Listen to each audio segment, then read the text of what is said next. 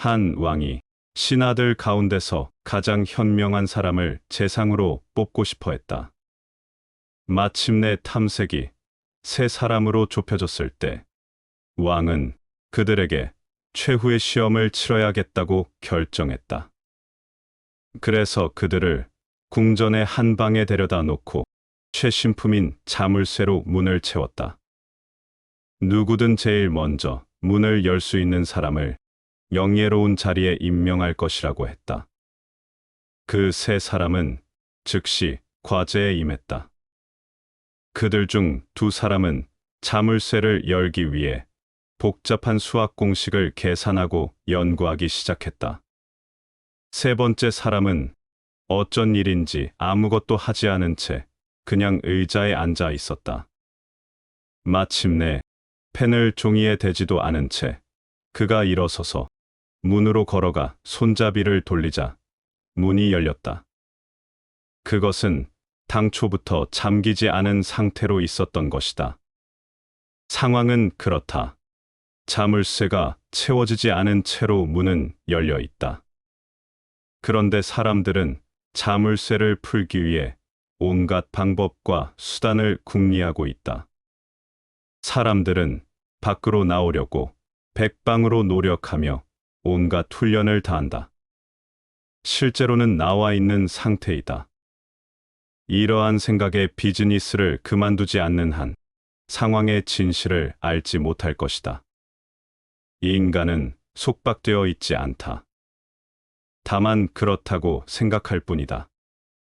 인간은 속박되어 있다고 생각하기 때문에 속박되어 있는 것이다. 붓다와 일반인 사이에는 아무 차이도 없다. 하지만 일반인은 거기 차이가 있다고 생각한다. 그러면 있는 것이다. 그대가 그대의 감옥을, 그대의 자물쇠를 창조한다. 그리고 나서는 거기서 벗어나는 길을 찾아 분투한다. 불교는 한 칼로 매듭을 끊는다. 불교는 말한다. 거기 가야 할 곳도 없고 해야 할 일도 없다. 그대는 이미 거기에 있고 그대는 이미 그것이다.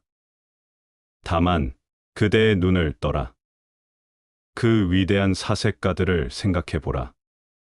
그들은 분명 수학자들이었을 것이다. 그들은 분명 철학자들이었을 것이다. 당연히 그들은 자물쇠가 채워졌다고 추론했으니 적합한 조합을 찾아야 했을 것이다. 그들은 한없이 작업할 수 있다. 그대는 과연 그들이 해답을 찾으리라고 생각하는가? 무엇보다도 문제가 존재하지 않으니 답이 나올 리도 없다. 실제 그들은 점점 더 속박될 것이다. 그들은 문제에 속박되는 게 아니라 그들이 발명해내는 해답들에 더욱 속박될 것이다. 문제는 존재하지 않기 때문이다. 사람들은 그 지점에 붙들려 있다. 누군가는 힌두교인으로서의 대답에 붙들려 있을 것이다. 누군가는 기독교인으로서의 대답에 붙들려 있을 것이다.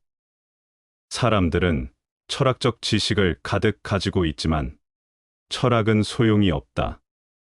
삶은 그 자체로 충분하다. 설명할 필요가 없다. 분석할 필요가 없다. 하지만 그대가 분석적인 게임의 일부가 된다면 그것은 영원히 지속될 수밖에 없다. 풀어야 할 문제 자체가 없으니 그대는 한없이 해답을 찾아 헤매야 할 것이다. 불교는 말한다. 먼저 자물쇠가 채워져 있는지 어떤지, 문에 자물쇠가 걸려 있는지 어떤지 보라. 거기엔 아무것도 없다. 문은 열려 있다. 어떻게 존재의 문에 자물쇠가 채워져 있을 수 있겠는가? 우리는 존재의 부분이다. 누가 그것을 채울 것인가? 누가 문제를 창조할 것인가? 그리고 무엇을 위해? 우리는 존재 자체이다. 우리는 그 안에 있고 그것은 우리 안에 있다. 이것을 안 사람은 편안하다. 그 편안함 속에 비전이 일어난다. 세 번째 사람에게 그것이 일어난 것이다. 그는 심사숙고하고 생각하고 분석하고 추론하지 않았다. 그는 아무것도 하지 않고 그냥 의자에 앉아 있었다. 그것이 명상에 관한 모든 것이다. 영어의 명상이란 낱말은 적합한 말이 아니다. 영어의 명상이란 어떤 것에 관하여 생각하는 것, 어떤 것에 관하여 명상하는 것을 의미하기 때문이다. 영어에는 뒤하나를 번역할 적당한 낱말이 없다. 뒤하나는 정확히 어떤 것도 명상하지 않는 것을 의미하기 때문이다. 뒤하나는 정확히 어떤 것도 생각하지 않는 것을 의미하기 때문이다. 뒤하나는 어떤 것도 하지 않고 다만 휴식하며 존재하는 것을 의미한다. 아무것도 하지 않고 그저 고요히 앉아 있을 때 사물을 꿰뚫어 보는 통찰력이 생긴다. 지각력이 명료해진다. 그대는 속속들이 볼 수 있다. 아무것도 하지 않고 고요히 앉아 있으면서 그 사람은 문에 자물쇠가 채워져 있지 않은 것을 볼 수 있었다. 그는 그냥 다가가서 손잡이를 돌리고 나갔다. 이것은 또한 나의 체험이기도 하다. 이 우화는 단순한 우화, 사람들이 만들어낸 우화가 아니다. 그것은 모든 붓다들의 우화이다. 이는 단지 지어낸 이야기에 그치지 않는다. 이것은 모든 붓다들이 체험한 문에 자물쇠가 채워져 있지 않다는 최상의 정수를 압축하고 있다.